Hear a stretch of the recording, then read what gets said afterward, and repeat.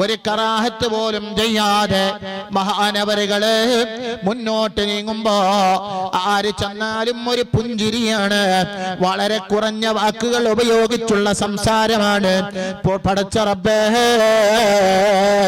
പിന്നെ കിതാബുകളും തുറന്നു വെച്ച് ആലോചനയാണ്. ഏതാ കിതാബ്? കൂടുതൽ കിതാബ് വായിക്കുന്ന കിതാബ് ഏതാണ്? തസവ്വുഫിന്റെ കിതാബാണെന്ന് അവിടുത്തെ ശരീക്കന്മാര് റിപ്പോർട്ട് ചെയ്യുന്നു, പറയുന്നു.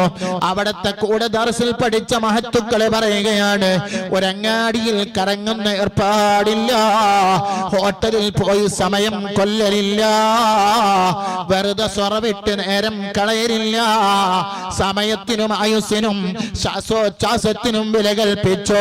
നടക്കുമ്പോ താഴോട്ട് നോക്കി ശാന്തനായി നടന്നു. സുബ്ഹാനല്ലാഹ്, ആരെങ്കിലും സലാം പറഞ്ഞാൽ അവരുടെ മുഖത്ത് നോക്കി